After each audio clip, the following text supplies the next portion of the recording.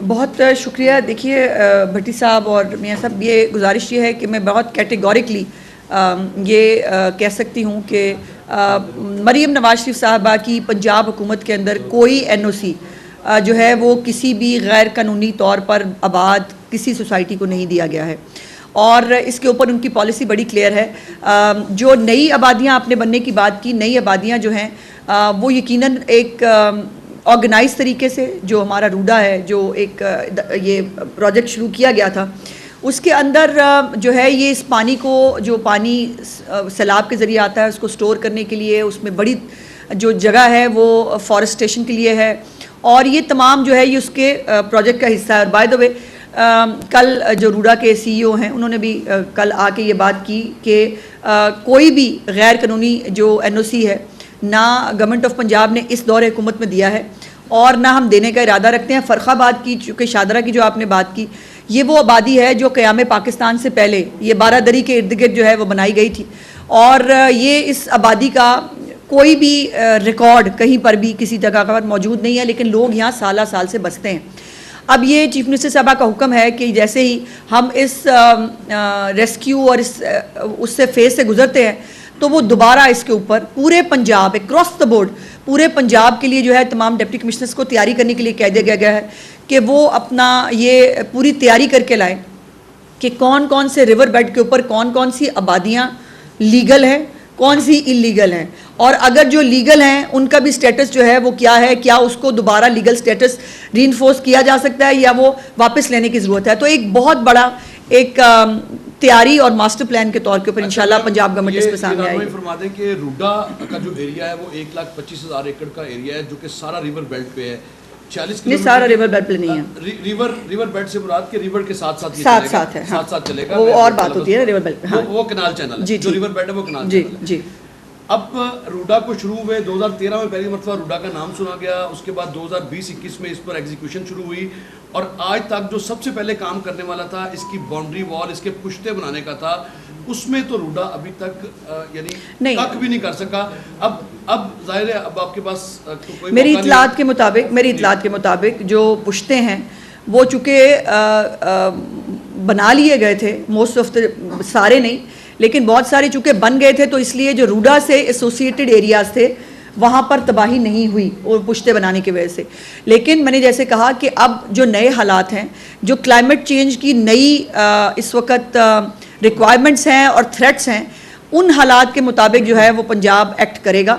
और chief minister साहबा इसके ऊपर बहुत क्लियर है कि तमाम तर जो स्ट्रेटजी और प्लानिंग है आने वाले सालों के लिए वो पंजाब को बनानी होगी, जिसमें छोटे बड़े डैम्स जो हैं, रेजरवायर्स, ये तमाम, और फिर ये डैम्स के ऊपर जो सियासत है अब इसको ख़त्म करके हम सबको एक टेबल पे बैठ के अपने लोगों को बचाना होगा। लोग सिंध में पानी में जो है वो डूब के अपने लिए, उनके लिए मसाइल हों या पंजाब में हो या KP में कहीं हों, वो सब हमारे अपने हैं, और हम सबको जो है तमाम हुकूमतों को मिलकर इसके ऊपर जो है वो लाएमल बनाना पड़ेगा। मैडम ये फरमाइएगा कि ईद आपकी हुकूमत के ऊपर जो सबसे ज़्यादा हो रही है वो मरीम नवाज साहिबा की तस्वीर लगने के हवाले से है, वो राशन के डब्बों से लेके उसके ऊपर पंजाब गवर्नमेंट का मौक़िफ़ क्या है। और दूसरी शिकायत का जो सोशल मीडिया पे सर्कुलेट बहुत हुई और मोहन सलाई ने भी उसको ट्वीट किया कि मुख्तलिफ इलाकों में रोका गया है और कहा गया कि आप तस्वीर लगाएंगे तो ही राशन। देखिए एक इश्तिहारी भगौड़े की तो जो कोर्ट किया आपने सवाल, उसको तो मैं जवाब नहीं देना चाहती, ना वो इस काबिल है कि उसकी बात का जवाब दिया जाए। मैंने उसी की बात की थी, अगर आपको मैं बता सकूं, जो मैंने वो कैंप की बात की वो उसी से एसोसिएटेड है, और जब जो है वो उसको एक सियासी इशू बनाया गया, मेरे पास जवाब है उसको देने का। हमारे पास ये इतलात भी हैं कि कुछ यूट्यूबर जा रहे हैं और जाकर वो क्या कह रहे हैं वहाँ पर जो लोग मौजूद हैं उनको कि आप जो है वो ये बयान दें, हम ये रिकॉर्ड करना चाहते हैं। हमारे पास इतलात हैं, उसके ऊपर एक्शन भी हो सकता है, बट नहीं, इस वक्त हमारे पास ये टाइम नहीं है।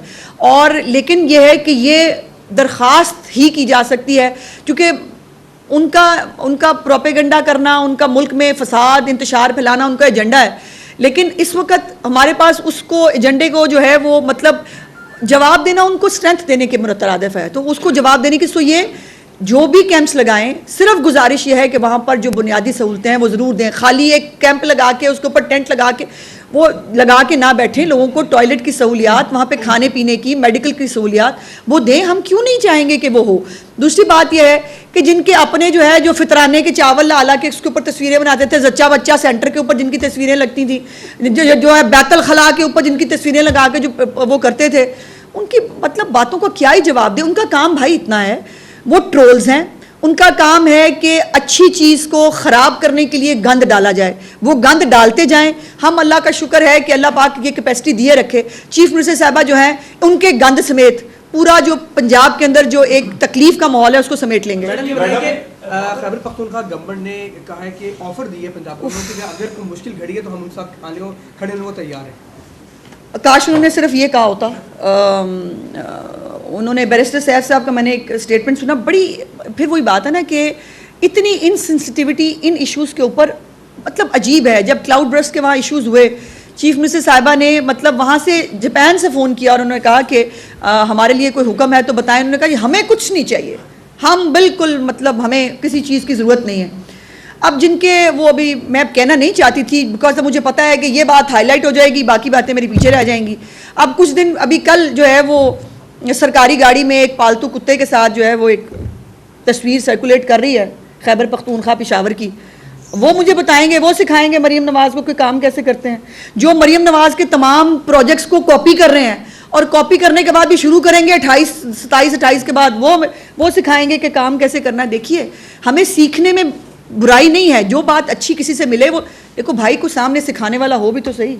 अब वो जिनकी आंख ही नहीं खुलती, जिनके पल्ले ही कख नहीं है, वो हमें सिखाएंगे तो फिर क़यामत की निशानी है ना। अच्छा मैडम, ये तारीख का सबसे बड़ा सैलाब कहा जा रहा है और 23.5 लाख से ज़्यादा लोग अभी तक अफेक्ट हो चुके हैं। मैडम सीएम जो है खुद ही विजिट कर रही हैं। अभी भी मैं कई अजला में गया हूँ, वहाँ पर उनकी डिस्ट्रिक्ट गवर्नमेंट की कैपेसिटी नहीं है कि वो इतने बड़े। कौन से अजला प्लीज? मैं नारोवाल में गया हूँ, वहाँ पर फायर साहब भी गए हैं, हमें वहाँ पर डिस्ट्रिक्ट गवर्नमेंट की कैपेसिटी नजर नहीं आई। Capacity in what means? Medical camp, लोगों को अद्वियात चाहिए, लोगों को खुराक चाहिए, लोगों को पानी चाहिए। अब देखिए कैपेसिटी बहुत बड़ा वर्ड है भाईजान, और इसलिए मैंने आपसे मैं चाहती थी कि मुझे अगर खुल के सूरत हाल पता चले। नारोवाल ही वो इलाका है जो सबसे पहले इफ़ेक्ट हुआ सैलाबी रेला छोड़ने की वजह से। सियालकोट और नारोवाल वो दो इलाके हैं जो जम्मू के बिल्कुल करीब हैं, और जम्मू के अंदर जो तुगयानी थी वहाँ से चंद घंटों के अंदर, गालिबन 2 घंटे से भी कम अरसे के अंदर वो पानी जो है वो आया। और इस दफ़ा तो सिर्फ पानी नहीं, नाले जो ओवरफ्लो होना शायद ही कभी आपने सुने हो, नाले अनप्रेसिडेंटेड ओवरफ्लो हुए। और सारे नाले, सिर्फ नाला डैक नहीं, नाला 1B, सारे नाले जो है वो अनप्रेसिडेंटेड ओवरफ्लो हुए। करतारपुर के अंदर जितना पानी था उसके इर्द गिर्द जितना पानी था 24 घंटे के अंदर वहाँ से पानी की निकासी की गई। वहाँ पर जो लोग मौजूद थे, देखिए गुजारिश ये है कि कई जगहों पर लोगों ने खुद वॉलंटरीली जो इनखला किया उनकी मेहरबानी है, बट मोस्टली लोग घर छोड़ना नहीं चाहते और वो खुद अपनी मर्जी से घरों के अंदर, कईयों को तो फिर एक होता ना कि अब तो हमें एक थोड़ा सख्ती भी करनी पड़ी कि प्लीज़ खुदा के वास्ते यहाँ पर इस पानी से निकलिए।